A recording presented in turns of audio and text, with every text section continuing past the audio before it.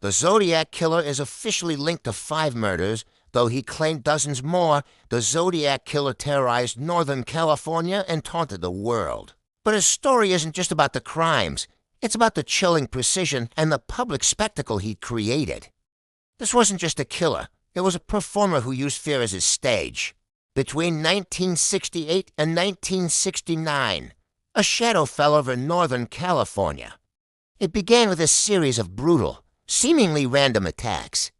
Young couples parked in cars on quiet lovers' lanes, students enjoying a day by the lake, a cab driver working his late-night shift.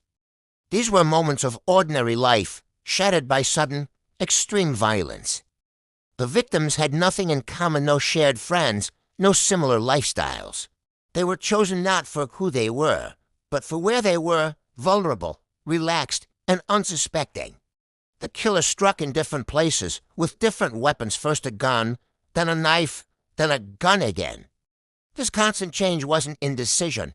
It was a calculated strategy to keep investigators guessing and the public terrified. He wasn't just committing murder. He was conducting a series of horrific experiments. But one thing never changed: his desperate need for an audience. The Zodiac didn't just kill and disappear into the night. He wanted to be seen. He wanted credit. After his attacks, he would contact the police and the press. He sent bizarre, coded letters to major newspapers, like the San Francisco Chronicle. These letters were a mix of boasts, threats, and cryptic ciphers that he claimed would reveal his identity.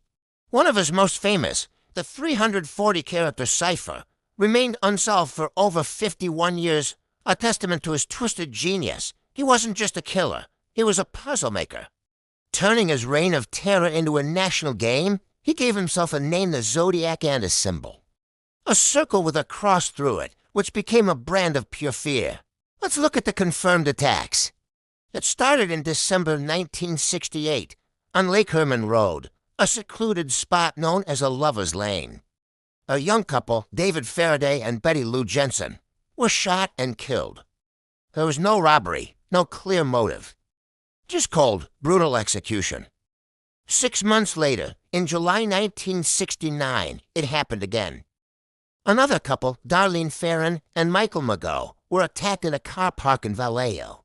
Darlene died, but Michael miraculously survived, providing the first description of the attacker. Just an hour after this attack, a man called the Vallejo Police Department. He spoke in a calm, rehearsed, monotone voice, claiming responsibility for both this attack and the one on Lake Herman Road. The public spectacle had begun. The Zodiac's audacity grew with each crime.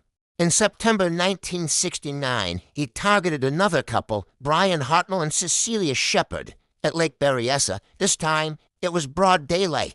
Families were picnicking nearby. The killer approached them wearing a bizarre, executioner-style hood adorned with his cross-circle symbol. He spoke calmly. Claiming to be an escaped convict who needed their car and money, he tied them up before viciously stabbing them.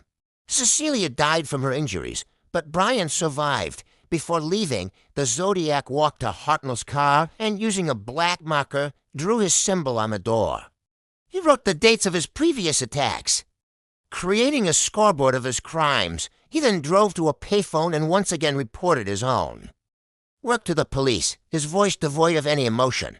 This attack was a turning point. The description of the hooded costume, the calm demeanor, and the deliberate signature left at the scene showed a new level of confidence.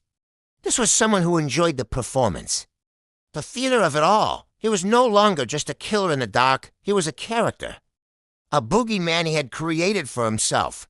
The letters that followed were more arrogant than ever. He mocked the police, provided details only the killer could know, and even included a torn piece of a victim's bloody shirt as proof. He was playing with them, and he was winning. Just 2 weeks later, the Zodiac struck again, this time in the heart of San Francisco. He hailed a cab driven by Paul Stein. At his destination, instead of paying, he shot Stein in the head. But he didn't flee immediately. Witnesses saw him calmly wiping down the inside of the cab and then walking away, just moments before police arrived. A police dispatcher mistakenly described the suspect as a black man, and as a result, Officers who actually passed the Zodiac on the street didn't stop him. He later mocked this mistake in another letter to the Chronicle, further humiliating the authorities trying to catch him. The murder of a cab driver in a busy neighborhood showed that no one was safe. The Zodiac could strike anywhere, anytime. For years, investigators and amateur sleuths pored over the ciphers, the letters, and the case files. Hundreds of suspects were considered, but none were ever conclusively linked to all the crimes. The most prominent suspect, Arthur Lee Allen, was investigated multiple times. He was identified by one survivor, owned a Zodiac brand watch, and made suspicious statements, but fingerprint and DNA evidence never matched. And he died in 1992, taking any secrets he had to the grave. The mystery deepened, and the Zodiac's identity remained elusive. The Zodiac Killer was more than just a murderer. He was a media manipulator, a terrorist who understood how to use the press to amplify fear. He turned his crimes into a public narrative, with himself as the villainous star. He wanted fame, not just infamy. He wanted to be remembered not for his name, but for the chilling symbol and the unsolved riddles he left behind. The 5 confirmed murders are the official toll, but his letters claimed as many as 37 victims. We may never know the true number. We may never know who he was. The case remains open, a cold, haunting file in the annals of American crime. The Zodiac created a legacy of fear that has lasted for over half a century, a puzzle with a missing piece that continues to fascinate and horrify us. He proved that sometimes the monster you can't see is the one that scares you the most.